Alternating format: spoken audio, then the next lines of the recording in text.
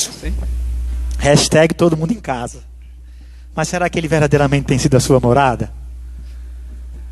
Saiba que nesses momentos não existe melhor lugar para estar do que aos pés do Senhor. Porque na presença de um Deus todo-poderoso, que pode fazer verdadeiramente, infinitamente mais do que aquilo que pedimos ou pensamos, Ele será sempre Deus e sempre te amará, não te desamparará. Vamos louvar o Senhor com essa palavra? Seja exaltado o Senhor.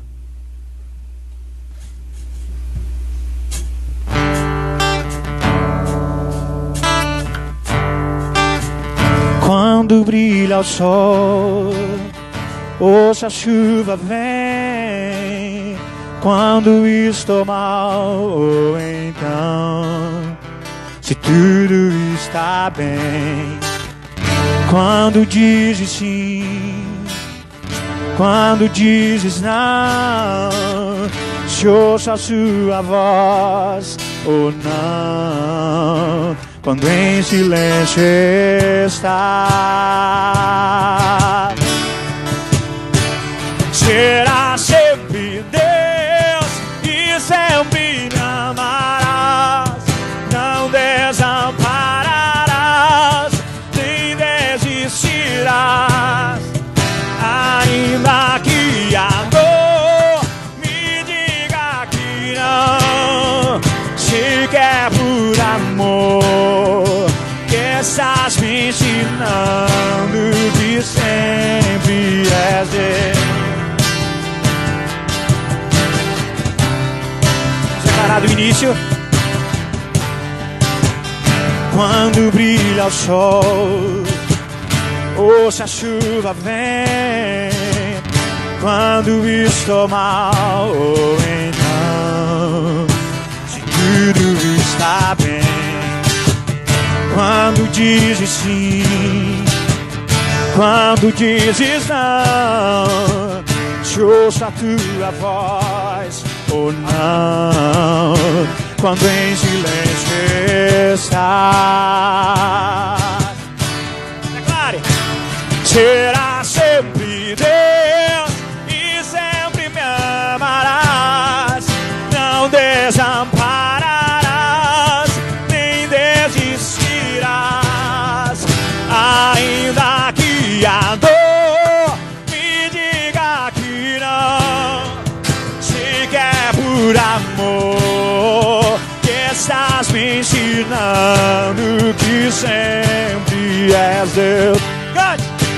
Será sempre Deus e sempre me amarás, não desampararás, nem desistirás, e ainda que a dor me diga que não, se quer por amor, que estás me ensinando que sempre és Deus. Se quer por amor, que estás me ensinando que sempre és Deus. Tu sempre és Deus. Tu sempre és Deus.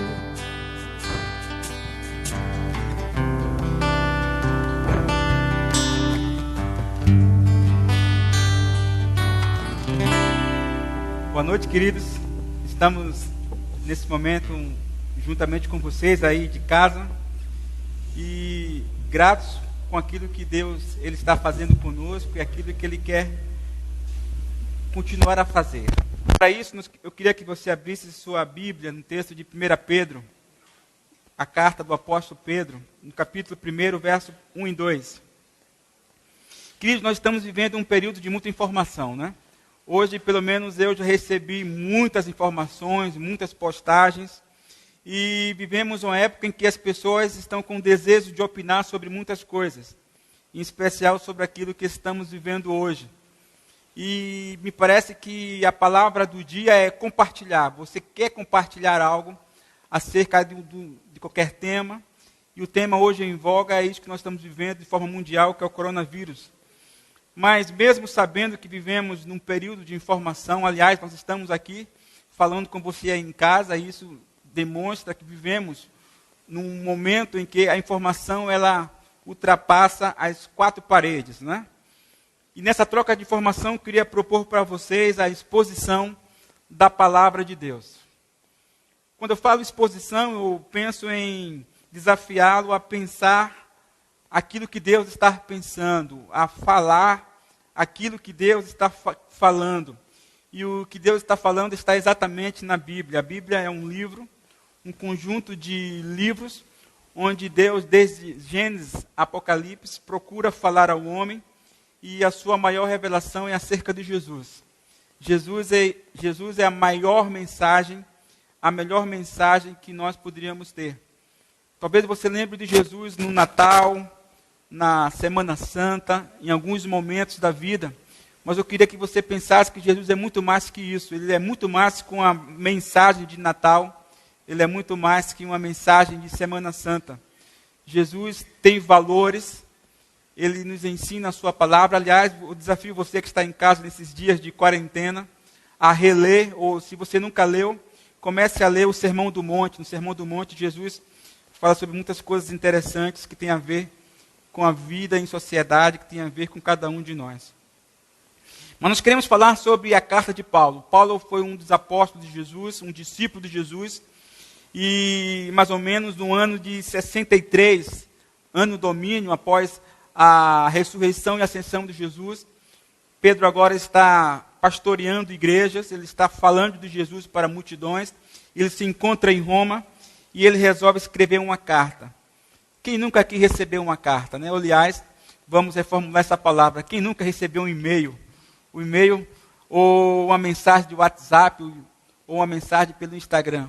Naquela época, a carta, os papiros gigantescos, eram os instrumentos que os apóstolos usavam para informar e ensinar as pessoas. Eu queria ler com você 1 Pedro, capítulo 1, diz assim: Pedro, apóstolo de Jesus, aos eleitos que são forasteiros da dispersão no ponto da Galácia, Capadócia, Ásia e Bitínia, eleitos, segundo a presciência de Deus Pai, em santificação do Espírito, para a obediência e aspersão do sangue de Jesus Cristo, graça e paz vos sejam multiplicadas. Eu queria que essa palavra, que essa frase entrasse no seu coração agora. Graça e paz vos sejam multiplicadas.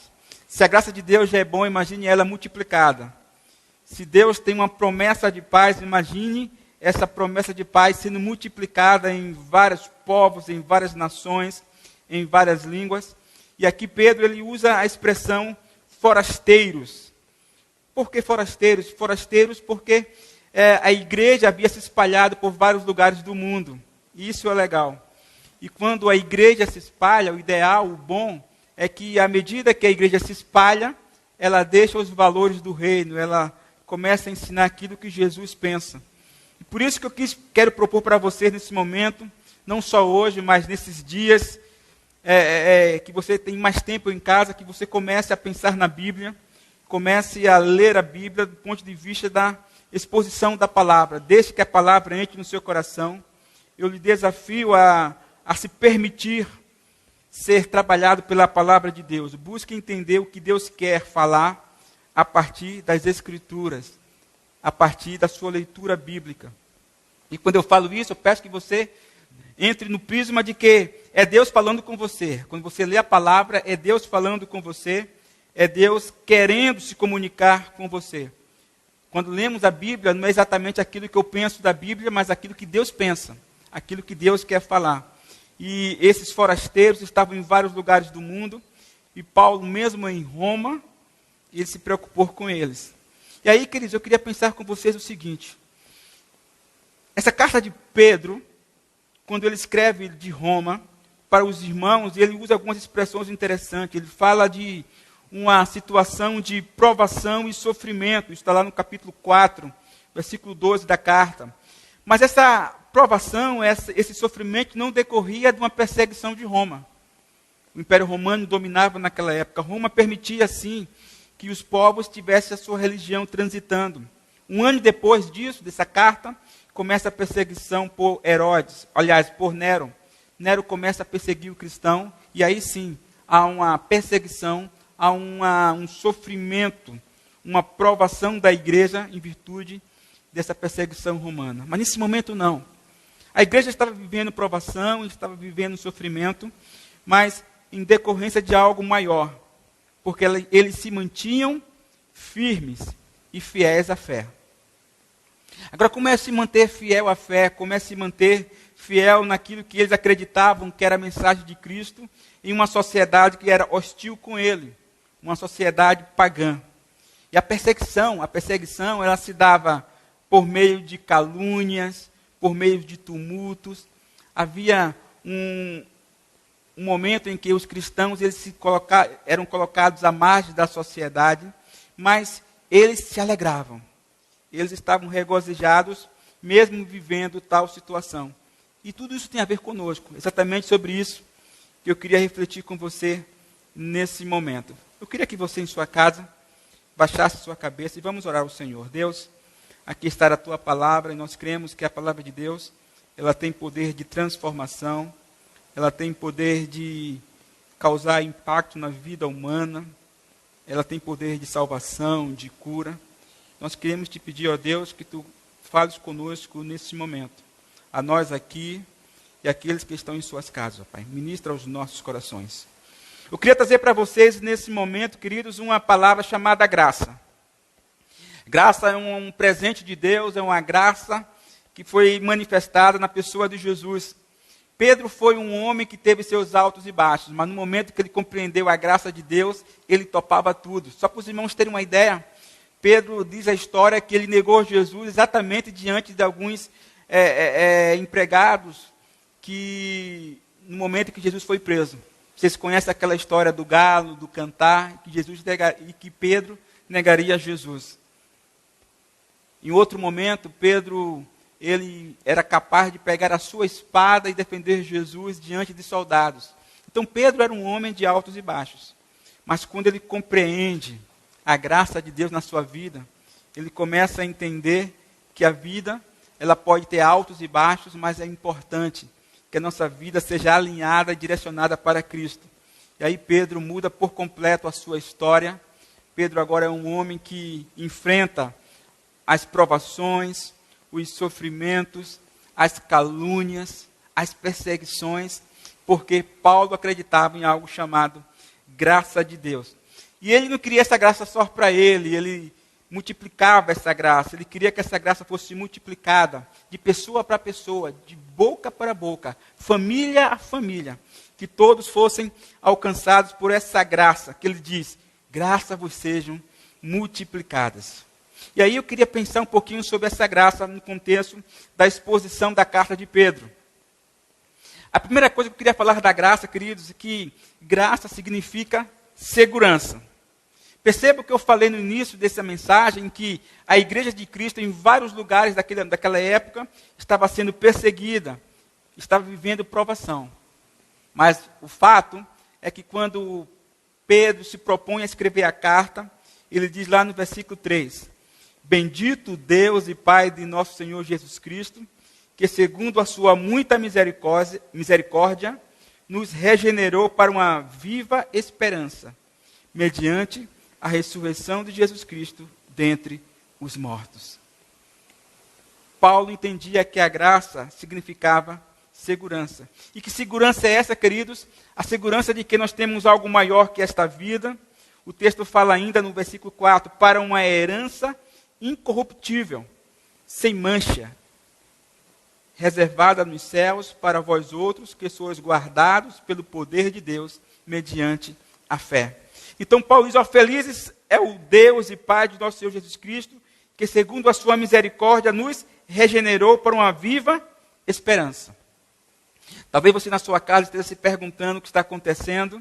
Eu quero dizer e lhe desafiar a viver essa esperança que Pedro aqui fala. Uma esperança que é muito maior até que a morte. Pedro escrevendo, ele diz o seguinte, mediante a ressurreição de Jesus Cristo. Se havia alguma coisa que trazia motivação para a igreja daquela época, que nós chamamos de a igreja primitiva, é que eles estavam seguindo um Cristo que venceu a morte, um Cristo que ressuscitou. E o fato de Jesus ter ressuscitado gerava neles uma esperança. Uma esperança porque Jesus ressuscitou dentre os mortos para uma herança incorruptível. Ou seja, às vezes nós temos a sensação hoje que estamos perdendo coisas, que as coisas estão fugindo do nosso controle, mas eu queria trazer para vocês que a graça de Deus nos gera segurança. E qual é a sua segurança? Qual é a minha segurança? Não é na minha saúde, não é no meu trabalho, não é naquilo que eu tenho, naquilo que eu possa fazer. A minha segurança está em Cristo, que me dá a garantia de algo muito maior do que aquilo que buscamos e pensamos em ter aqui na terra. Então, para Pedro, graça significa segurança. E essa segurança, eu quero que você, na sua casa, adquira ela, não como alguém que vai ao banco e pega o empréstimo do dinheiro, não como alguém que tem um cartão de crédito e lança o seu crédito, não. Mas adquira ela pela fé. Pedro deixa claro que é mediante a fé que nós nos sentimos seguros em Cristo Jesus. E a Bíblia nos ensina que a fé vem pelo ouvir da palavra. Por isso que eu lhe desafio nessa noite, nesses dias, a investir um pouquinho do seu tempo na leitura da palavra, porque isso vai lhe gerar fé. Você vai começar a observar os personagens bíblicos, vai começar a observar as histórias da Bíblia e vai ver que aquelas pessoas que usaram da sua fé foram honrados por Deus. E mesmo que alguns deles vieram a morrer, mas eles tinham uma fé alicerçada em um Cristo que era ressurreto, ou seja, um Cristo que ressuscitou, um Cristo que venceu a morte. Então a morte para o cristão não é um problema. Estamos hoje vivendo um momento que as pessoas estão contando a quantidade de mortos no mundo. Eu queria dizer para você, cristão, para você que acredita em Deus, para você que tem fé, e você que não tem fé também, você pode entender que a morte não deve ser um problema para o cristão, porque nós temos algo em crer. Se Cristo ressuscitou dentre os mortos, o mesmo poder que ressuscitou a Cristo, ressuscita a todos aqueles que têm fé nele. Então fique tranquilo em Deus. A fé não é um motivo de você ficar desesperado, mas é um motivo de você crer que Jesus Cristo é um Deus da vida. E ele diz, a minha paz vos dou, eu sou o Deus da vida, e Deus dará vida a cada um de nós. Amém, queridos? Pedro escrevendo para aquela igreja que estava em sofrimento, que estava vivendo momentos difíceis de provação, dizendo para eles, olha, vivam uma viva esperança em Cristo pela fé. A segunda coisa que eu queria dizer desse texto, e você vai poder ler essa carta todinha, na sua casa, é uma carta que só tem 5 capítulos, você pode ler em uma noite. E à medida que você vai lendo o texto, você vai descobrindo coisas interessantes sobre Jesus, e sobre a graça, e sobre o que Cristo propõe para a sua igreja.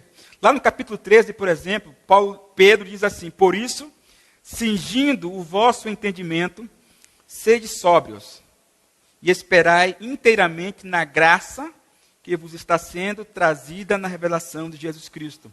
Em momentos de dificuldade, em momentos de tristeza, em momentos de morte, em momentos de dúvida, Pedro exorta a igreja a ter sobriedade.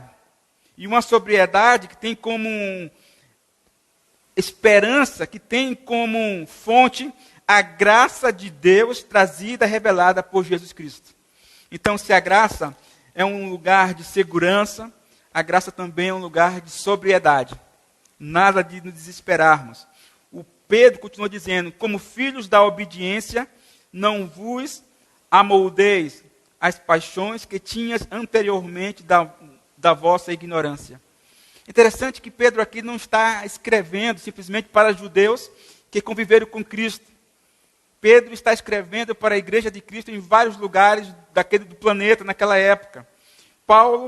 Pedro escreve para grupos que anteriormente viviam ou tinham uma vida completamente diferente dos valores do Cristo. E ele diz para eles, olha, vocês precisam obedecer. vocês precisam tomar a forma desse Cristo. Por isso que nós somos chamados de cristão. E isso quer dizer sobriedade. Os valores de Cristo não estão aí para serem deturpados, mudados, eles são imutáveis.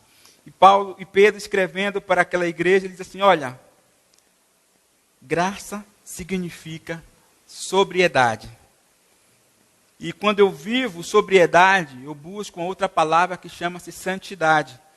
Pedro, ele desafia aquela igreja que se torne uma igreja sóbria, mas que a sua sobriedade os levaria para uma vida de santidade. Por isso que ele fala como filhos da obediência. E não é obedecer a qualquer coisa, a qualquer ideia, a qualquer pensamento. A ideia aqui é obedecer a Cristo, aos seus valores, aos seus princípios. Isso é tão interessante que Pedro, um outro apóstolo, ele diz assim, não vos conformeis com este mundo, mas transformai-vos pela renovação da mente. Essa graça que gera sobriedade, que gera um viver em santidade, na verdade, é uma transformação de pensamento. Pedro usa a expressão paixões que tinhas antes de conhecer a Cristo.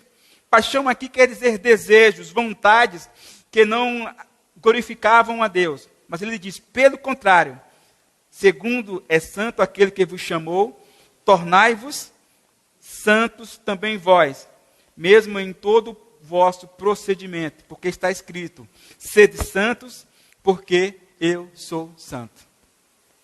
Então o desafio nessa noite, a reflexão nessa noite, que você comece a pensar na sua casa, que a graça de Deus, ela gera segurança, porque ela nos dá um destino, e esse destino é a eternidade em Cristo, mas também graça significa sobriedade. E quando eu sou sóbrio, eu busco viver em santidade. Mas essa sobriedade também, Pedro nos ensina no decorrer do texto. Ele diz assim, no versículo 17, ora, se invocais como papai, aquele que sem acepção de pessoas, julga segundo as obras de cada um, portai-vos com temor durante o tempo da vossa peregrinação. Eu queria lhe chamar a atenção para a palavra aqui, peregrinação. Peregrino é aquela pessoa que não fixa a sua morada unicamente em um lugar. Ele sempre está transitando, ele está indo para um lugar.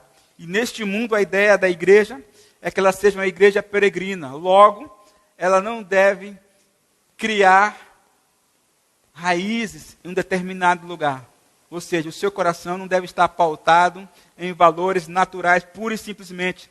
Apesar que é importante termos tudo isso, mas a ideia é de que a nossa peregrinação nos levará aos céus. E Pedro usa aqui o segundo ponto da sobriedade. Se ser sóbrio é ser santo ou viver em santidade, sobriedade também quer dizer viver em temor. E ele diz que portai-vos com temor durante o tempo da vossa peregrinação. Ou seja, todo o nosso período de vida, desde o momento que nos encontramos com Cristo e pela fé resolvemos segui-lo, Pedro nos desafia nesse período de peregrinação temer a Deus. E temer aqui não quer dizer simplesmente ter medo de Deus, mas se comportar de tal forma que a santidade de Deus gere também santidade em mim, que o comportamento de Deus gere também um bom comportamento em mim, que as atitudes que Deus teria através de Jesus Cristo, nós tenhamos a mesma atitude, com temor durante o vosso tempo de peregrinação. E ele diz uma coisa interessante, porque eu estou fazendo isso, eu estou lendo versículos por versículo, porque eu queria desafiar você em sua casa, ao ler a Bíblia, você começar a buscar na Bíblia aquilo que Deus quer falar com você. Isso chama-se exposição. Você precisa se permitir, ao ler a Bíblia, deixar que Deus fale com você. Comece a buscar, a entender, a decifrar o que Deus quer falar com você através da palavra de Deus. Mas, quando Pedro fala que graça significa sobriedade, sobriedade é uma vida de santidade, sobriedade é viver em temor, o texto fala também que sobriedade é viver em amor. Mas antes de pensarmos na palavra amor, eu queria que você pensasse naquele texto mais clássico da Bíblia, talvez o mais conhecido texto da Bíblia, porque Deus amou o mundo de uma tal maneira. Deus ama. E o versículo de Pedro para a igreja era o seguinte: tendo purificado a vossa alma pela vossa obediência à verdade. Então, percebam que uma pessoa sóbria, ele começa a purificar a sua alma pela obediência à verdade. O que é a verdade? É a palavra de Deus.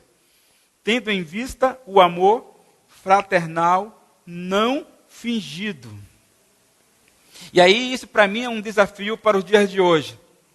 Nós vivemos, normalmente, eu estava conversando hoje com minha mãe em casa e questionava ela, ou levantava o seguinte questionamento: por que nós, seres humanos, somos os mais solidários em períodos de crise? Percebam, por exemplo, você anda na rua todos os dias, vê um mendigo, você não sente nada por ele.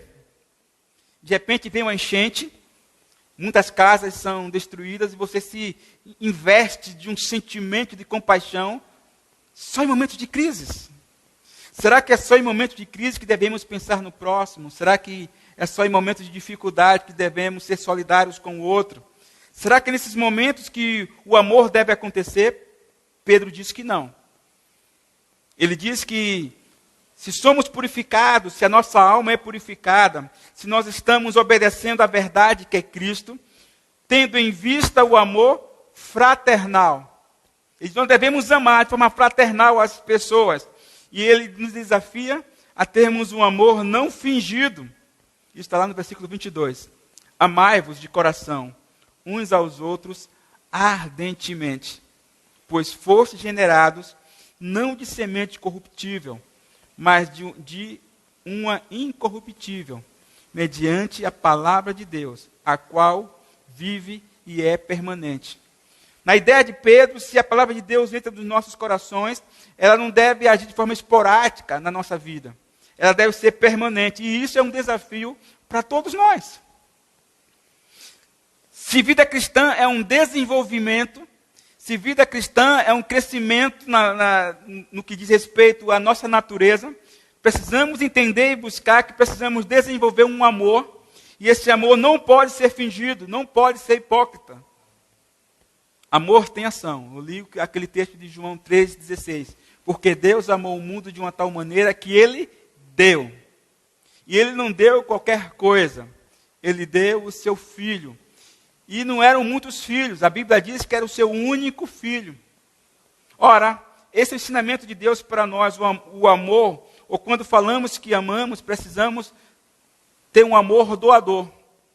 E esse amor doador não é só quando nos sobra, mas é o compartilhar, é o dividir aquilo que nós temos. Isso é tão interessante que Pedro, ele repete o ensinamento de Jesus acerca da vida. Ele diz assim, toda carne é como a erva, e toda a sua glória é como a flor da erva. Seca-se a erva e cai a sua flor. A palavra do Senhor, porém, permanece eternamente. Ou seja, a palavra de Deus, a vida cristã não pode ser como uma erva, como uma planta que ela cresce, fica bonita por alguns momentos, por alguns dias, e depois some. Não é como aquela borboleta que é bela, mas tem uma duração curta. Vida cristã, o viver cristão não é para viver de forma esporádica, de forma curta. Não, nós não somos a erva, nós somos cristãos. E como cristãos, a palavra de Deus deve permanecer em nós. E o desafio é permanecer eternamente. E aí, Pedro, escrevendo na sua carta, lá no final do versículo 25, ele fala de forma talvez até irônica. Ele diz, ora, esta é a palavra que vos foi evangelizada. Em outras palavras, Pedro está dizendo para a igreja de Cristo, olha, vocês não foram enganados. Quando vocês entregaram a vida de vocês para Cristo, a proposta, a vida cristã era clara. A palavra evangelizada, ensinada, é exatamente essa. Cristo veio para humanizar as pessoas. E quando eu sou humanizado, eu busco a sobriedade, pela graça de Deus. E essa graça de Deus que me traz sobriedade, essa minha sobriedade, essa minha condição de pensar, de refletir e agir, me leva a um viver em santidade, me leva a um viver em temor, respeitando a Deus, não querendo desobedecê-lo, me leva a viver em amor. Mas Pedro também fala uma outra coisa sobre sobriedade, sobre a graça de Deus. Uma graça que nos leva à sobriedade. Capítulo 2, versículo 1, ele diz assim: despojando-vos, portanto, de toda maldade e dolo, de hipocrisias, invejas e de toda sorte de maledicência, desejai ardentemente, como crianças recém-nascidas, o genuíno leite espiritual, para que, por ele, vos seja dado crescimento para a salvação. Uma vida sóbria, queridos, é uma vida que busca o viver em santidade, é uma vida, é um viver no temor de Deus, é o viver em amor, mas também é o viver em crescimento. Eu quero ser melhor amanhã do que o que eu sou hoje. Um crescimento para a salvação, segundo Pedro, é aquele crescimento que nos aproxima o máximo de Cristo. Quanto mais eu desenvolvo, quanto mais eu cresço, mais a minha vida fica próxima da vida de Cristo. E aí, queridos, ele diz assim: desejai ardentemente como crianças recém-nascidas, ou seja, o ponto de partida de uma fé cristã é como alguém que nasceu ou como alguém que renasceu. E toda criança, pelo menos eu fui assim, eu sempre fui adepto ao leite. Desculpem aqueles que têm intolerância de lactose. Mas eu gostei, eu acho que meus pais deveriam ter em casa uma vaca leiteira, porque gostava muito de leite. Mas a experiência é o seguinte: olha, o ponto de partida de uma pessoa que entrega a sua vida a Cristo é muito comparado a alguém que é recém-nascido. E como recém-nascido, você começa a tomar o leitinho. Pedro usa aqui a expressão leite espiritual. Um leite espiritual para o desenvolvimento, para o crescimento. Mas eu entendo que quando eu cresço, eu deixo de tomar o leitinho e começo a comer alimentos mais sólidos. Ou seja, eu estou desenvolvendo. E esses alimentos mais sólidos são, na verdade, queridos, um ganho em conhecimento dos valores do reino. Pedro diz assim: vocês são pedras vivas, sois edificado, casa espiritual. Esse crescimento é exatamente isso, essa casa que é edificada, que é construída, que cresce. E o fundamento dessa casa, segundo a palavra de Deus, é Cristo. E aí, terminando esse princípio de viver em crescimento, Pedro, ele escreve talvez o versículo mais conhecido de sua carta, de 1 Pedro. Vós, porém, sois raça eleita, sacerdócio real, nação santa, povo de propriedade exclusiva de Deus, a fim de proclamardes as virtudes daquele que vos chamou das trevas para a sua maravilhosa luz. Se estamos crescendo, se estamos desenvolvidos, se de fato somos pedras vivas, somos edificados como casa espiritual, Paulo agora se permite a dizer que podemos ser comparados a uma raça eleita. Não no sentido de uma política de raça melhor que outra, de discriminatória, mas um grupo de pessoas que se comportam como Cristo. Um sacerdócio real, uma nação santa. Como é bom se nós, quando poderemos dizer que cada casa é uma igreja, mas como é bom poder dizer que uma nação serve a Deus. Uma nação, ela não serve aos homens, mas ela serve a Deus, a fim de proclamar as virtudes daqueles que nos chamou de um período de trevas. E trevas aqui é um período de ideias falsas, ideias que corrompem o homem para um estágio de luz, que é a ideia de Deus. Vós sim, que antes não eras povo, mas agora sois povo de Deus, que não tinhas alcançado misericórdia, mas agora alcançastes misericórdia. Graça, significa para Pedro segurança. Graça significa para Pedro sobriedade. Graça significa para Pedro também submissão. É interessante que, à medida que nós andamos na carta de Pedro, vamos perceber que Pedro está escrevendo para a igreja, e a escrita de Pedro está atual para os nossos dias. Nós podemos aplicá-las para os dias de hoje. Precisamos sim, enquanto pessoas que temem a Deus, nos sentirmos seguros nele e ter fé para isso. Sobriedade. Mas também, Paulo fala sobre submissão. Submissão aos governantes, submissão àqueles que estão em uma hierarquia maior que a nossa, um chefe, alguém que se comporta como o nosso superior. Ele fala desses aspectos, diz assim, sujeitai-vos a toda instituição humana por causa do Senhor. Quer seja o rei, como soberano, quer as autoridades como enviados por ele, tanto para castigo dos malfeitores, como para o louvor dos que praticam o bem. Porque assim é a vontade de Deus. Antes que você comece a debater em casa sobre essa questão de submissão às autoridades, nós vivemos um período no Brasil, um período político de polarização, e aqui nós vamos respeitar, sim. A Bíblia nos diz que é Deus que institui as autoridades humanas, nós devemos ser submissas a elas. Mas há algo interessante lá no versículo 17. Tratai todos com honra, amai aos irmãos, temei a Deus e honrai o rei. Mesmo que Deus nos oriente a sermos submissos às autoridades, aos nossos governantes, existe uma instância maior, que é temer a Deus. E aí, queridos, os cristãos devem ser cidadãos obedientes à lei.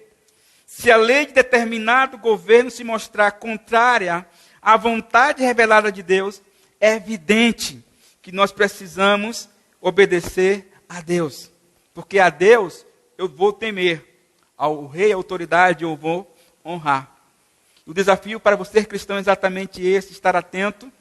Devemos orar pelas nossas autoridades, pelas instituições que aí estão, mas estar atento se elas também estão seguindo a vontade de Deus. E você cristão é conclamado nessa noite a temer a Deus e honrar o rei. Queridos, para Pedro, graça não é só uma questão de segurança, não é uma questão só de sobriedade, não é uma questão só de submissão, mas graça significa sofrimento. No capítulo 13, lá no versículo 14, diz assim, vamos lá do versículo 13, ora, quem é que vos há de maltratar, se fordes zelosos do que é bom? Mas ainda que venhais a sofrer por causa da injustiça, bem-aventurado sois. Antes que você me pergunte sobre essa questão de sofrimento, pastor, nós devemos aceitar o sofrimento? Eu acredito que não é isso que a Bíblia nos ensina. A Bíblia diz que existem sofrimentos e sofrimentos. Existem sofrimentos que valem a pena passar por eles. São sofrimentos que nós passamos quando estamos vivendo a vontade de Deus. O texto fala em sofrer por causa da justiça. E ele diz, bem-aventurados sois. Agora, se for sofrer por desobediência, por sermos injustos, por corrupção, isso não é vontade de Deus, isso é desobediência. Razões para o sofrimento.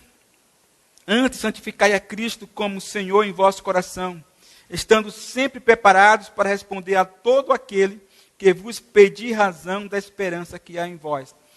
Era uma igreja que vivia perseguição, era uma igreja que vivia sofrimento, mas era uma igreja que estava se mantendo fiel a Deus. E para aquela igreja valia a pena ser perseguido, valia a pena sofrer porque eles estavam honrando a Deus. Porque se for da vontade de Deus, é melhor que sofrasse por praticardes o bom do que praticando o mal. O outro lado da verdade, que existem sofrimentos que nós passamos, não é porque estamos fazendo a justiça ou fazendo a coisa boa. Estamos sofrendo porque estamos fazendo a coisa má. E nesse aspecto, segundo a palavra de Deus, não vale a pena. E qual é a reação sua? Qual deve ser a minha reação em meio aos sofrimentos? Versículo 7, capítulo 4 de Pedro. Ora, o fim de todas as coisas está próximo. Sede, portanto, criteriosos e sóbrios a bem das vossas orações. Eu estava falando nesse dia até com o Everton, que está aqui, que ministrou louvor aqui com a gente, que antigamente, para quem tem um bom tempo do Evangelho, ouvia falar da volta de Jesus, nós líamos acerca das Escrituras sobre sinais, mas me parece que hoje nós estamos vivendo sinais muito nítidos daquilo que é muito próximo da segunda volta de Jesus. Certa vez, Jó, um personagem da Bíblia, diz, olha, eu ouvia Deus, eu conhecia a Deus de ouvir falar, mas agora é de contigo andar. Eu posso aproveitar essa mesma ideia do texto de Jó e dizer, olha, eu conhecia a volta de Jesus lendo as Escrituras, mas hoje eu estou percebendo que elas são reais. Vivemos períodos que nós chamamos hoje, a moda de toda essa crise mundial, não é? Isso é muito claro, que estamos próximos da volta de Jesus. E aí Pedro, entendendo isso, ele diz assim, ora, o fim de todas as coisas está próximo. Sede, portanto, criteriosos e sóbrios a bem das vossas orações. Criterioso, sobriedade. Mais uma vez, a palavra sobriedade surge na carta de Pedro. Acima de tudo, porém, tende amor intenso uns para com os outros, porque o amor cobre multidão de pecados. E aí ele começa a falar um pouquinho sobre as reações de alguém que está em meio ao sofrimento. Versículo 9, ele diz assim, sede mutuamente hospitaleiros. É bem verdade que hoje no país hospitalidade está um pouquinho difícil. Mas é o mandamento de Deus. Sede hospitaleiros. Outro comportamento. Sem murmuração. A igreja de Cristo ela precisa murmurar menos e orar mais. Ela precisa murmurar menos e pregar mais. Ela precisa murmurar menos e viver a palavra de Deus. Um outro ponto diz assim, servir uns aos outros. Um outro ponto interessante de como devemos viver no sofrimento é exatamente esse. A ideia do serviço. E serviço aqui, Pedro está desafiando a igreja. Servir uns aos outros e cada um conforme o dom que você recebeu. Ou seja, queridos, Deus não está pedindo que eu sirva com aquilo que eu não tenho. Você não precisa dar aquilo que você não tem. Você não pode doar aquilo que você não possui. Mas você pode servir conforme aquilo que você tem. Aquilo que você recebeu. Como bons dispenseiros da multiforme graça de Deus. Então vivemos um período onde, mesmo diante dos sofrimentos, a reação de um cristão genuíno é exatamente esse. De alguém que é hospitaleiro, não murmura, que serve ao outro. Versículo 12, amados, não estranheis o fogo ardente que surge no meio de vós, destinado a provar-vos, como se alguma coisa extraordinária vos estivesse acontecendo. Pelo contrário, alegrai-vos na medida em que sois coparticipantes dos sofrimentos de Cristo. O desafio é, mesmo em momentos de sofrimento, ainda termos alegria. O que é que nos gera alegria? Esperança. É a capacidade, a possibilidade de eu ver lá na frente algo bom. E para Pedro e para os apóstolos, para aquela igreja, era possível ter alegria na medida que eles contemplavam o que estava por vir em Cristo. Sede participantes do sofrimento de Cristo, para que também, na revelação de sua glória. Ou seja, se eu sou participante do sofrimento de Cristo nesse momento agora, também serei participante de Cristo na sua glória nos céus. Pedro diz, não sofra, porém, nenhum de vós como assassinos, ou ladrão, ou malfeitor, ou como quem se intromete em negócios de outrem. Mas, se sofrer como cristão, não se envergonhe disso. Ao sofrimento do cristão, e há um sofrimento que não é cristão. Desse eu devo ter vergonha. Eu queria terminar nesse momento falando sobre o 5º capítulo dessa carta. Ele diz assim: rogo-vos, pois, aos presbíteros que há entre vós, eu presbítero com eles, e testemunha do sofrimento de Cristo, e ainda coparticipante da glória que há de ser revelada. Pastoreai o rebanho de Deus que há entre vós. Interessante que a graça de Deus permite também, não só o significado, compreendermos o significado do sofrimento, mas também compreendermos o significado do serviço. E aí eu queria trazer para aqueles que são pastores, ou para aqueles que pastoreiam. Ele diz assim: pastoreai o rebanho de Deus que há entre vós, não por constrangimento, mas mais espontaneamente, como Deus quer. Nem por sorte da ganância, mas de boa vontade. Nem como dominadores do que vos foram confiados, antes tornando-vos modelos de rebanho. Ora, logo que o Supremo Pastor se manifestar, recebereis a imarcessível coroa da glória. O desafio para os dias de hoje é que você que está acompanhando alguém, pastoreando alguém, ajudando alguém, faça isso sem constrangimento, mas de forma espontânea. Não seja ganancioso, mas de boa vontade. Nem como dominadores do que vos foram confiados. Deus confiou a você, querido, alguém para cuidar, para zelar. Antes, tornando-vos modelo do rebanho. E quando Cristo voltar, ele diz que esses que pastoreiam com dignidade irão receber uma coroa de glória. E por fim, há uma palavra de Deus, de Pedro, um aconselhamento, uma palavra de ânimo para você. Humilhar-vos, pois, portanto, sob a poderosa mão de Deus, para que Ele, em tempo oportuno, vos exalte. Tempo de amadurecimento, tempo de crescimento. O versículo 5 do capítulo 5 diz: vocês que são jovens, sede submissos aos que são mais velhos. Outro sim, no trato de uns com os outros, cingi-vos todos de humildade, porque Deus resiste aos soberbos, contudo aos humildes concede a sua graça. Interessante como Pedro ele trabalha na vida do pastor, na vida do jovem, na vida de toda a igreja, de todos nós, e ele nos desafia a termos uma vida cristã melhor. E ele diz: lançando sobre ele toda a vossa ansiedade. Jovem, você que está nos ouvindo nessa noite, perceba que é natural do jovem ser ansioso, é natural do jovem cristão ele querer despontar, crescer, mas é preciso que ele aprenda a ser submisso aos mais velhos. E os mais velhos aqui significa aquele que tem algo a contribuir para com o seu crescimento, para com o seu amadurecimento. E ele pede para que esse jovem que quer crescer em Deus, ele se revista, ele cinja de toda humildade.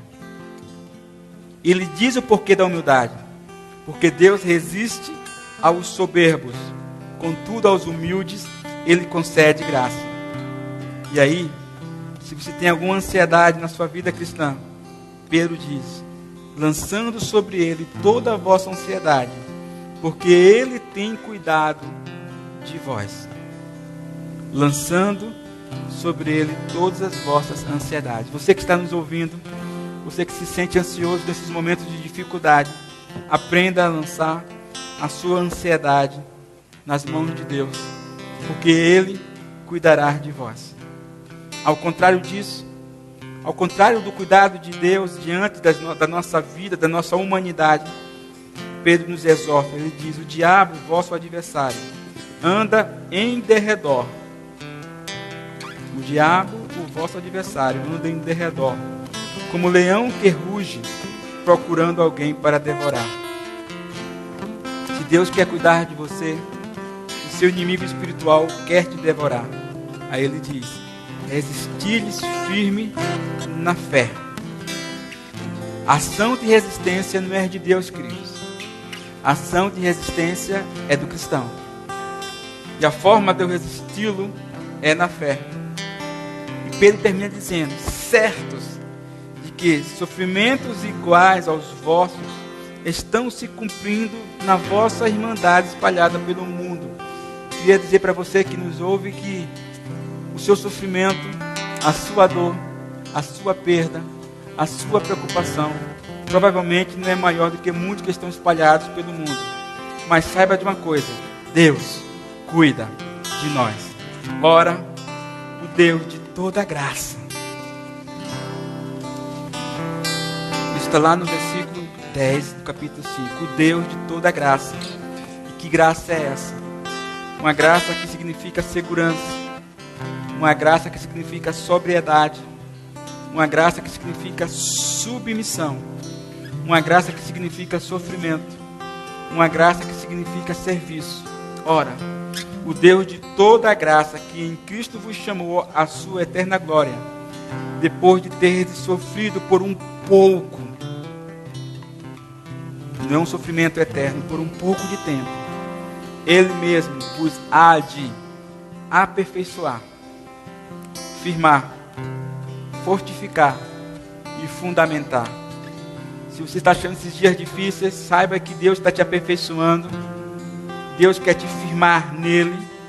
Ele quer te fortificar. Ele quer te fundamentar. Eu queria terminar dizendo: a Ele seja o domínio pelos séculos dos séculos. Amém. Que Deus nos abençoe.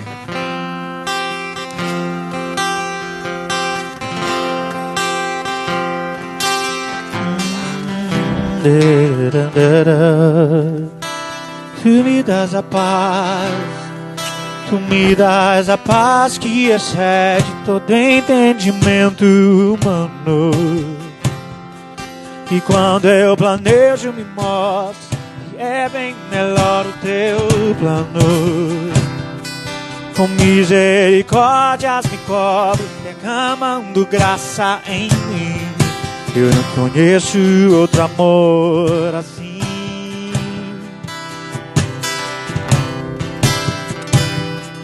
E ao meu respeito você só tem pensamentos de paz. Por teu sacrifício hoje eu posso andar sem olhar para trás. Eu não compreendo tamanha bondade que está sobre mim. Eu, Deus, conheço outro amor assim.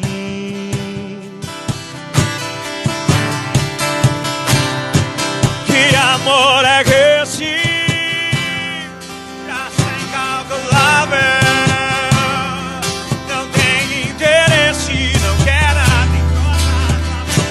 É boa, perfeita e agradável para mim.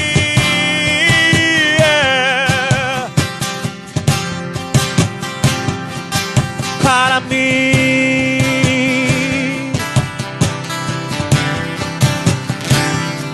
quero conhecer-te, ouvir teus segredos.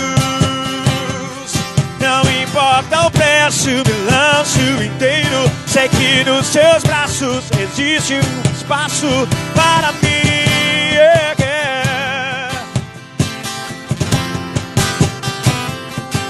Para mim. Nós queremos orar pelas pessoas que nos ouvem. Queremos colocar diante de Ti as nossas vidas. Queremos fazer como fez Pedro, aconselhando aquelas igrejas ali da Ásia. Queremos lançar sobre Ti as nossas ansiedades.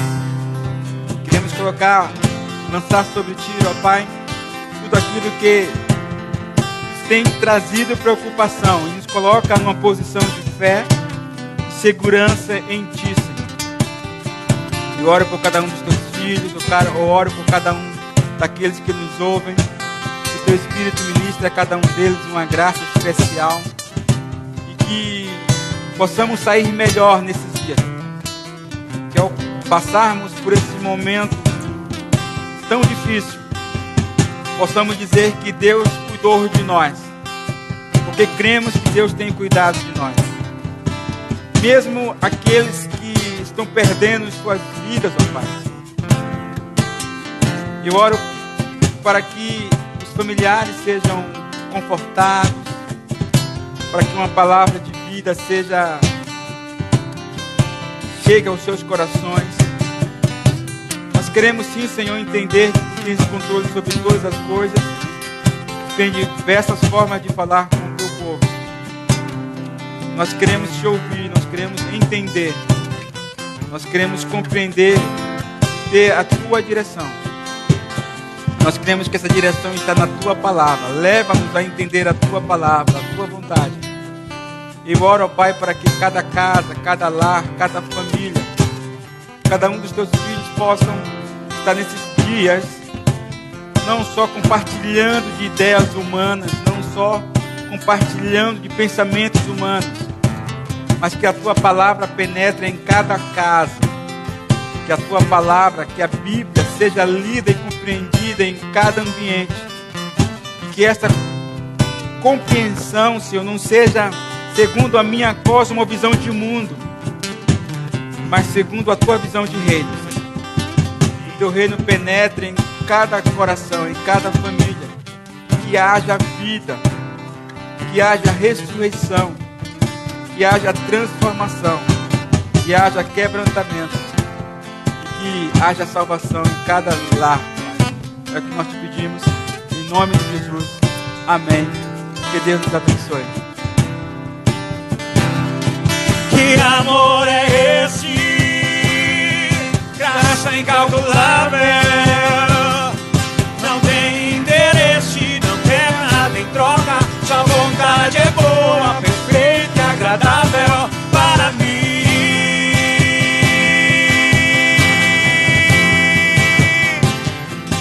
Para mim. Vamos cantar juntos. Quero conhecer-te, ouvir Teus segredos. Não importa o preço, eu me lanço inteiro. Seguir os Teus braços, existe o espaço para mim.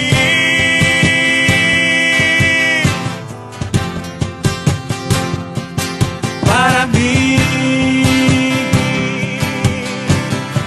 E nada vai ocupar Teu lugar em mim.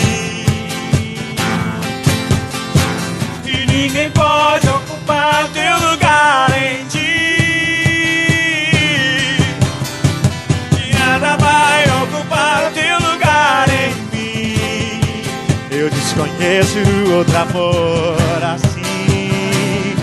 Que amor é esse? Que amor é esse? Que amor é esse? Graça incalculável. Não tem interesse, não quer nada em troca. Tua vontade é boa, perfeita e agradável para mim.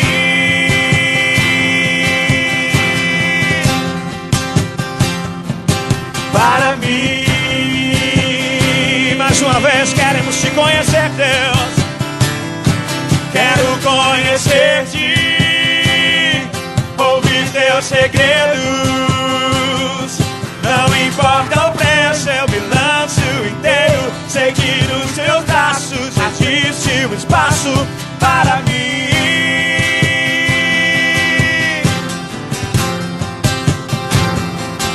Para mim.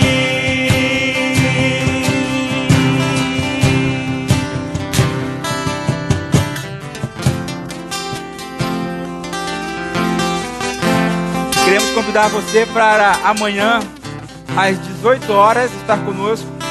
Amanhã o pastor Arri estará trazendo uma palavra para você também. Que Deus nos abençoe. Foi bom estar com vocês. Cada casa aí, uma igreja de Cristo. Que Deus te abençoe, queridos. Um abraço.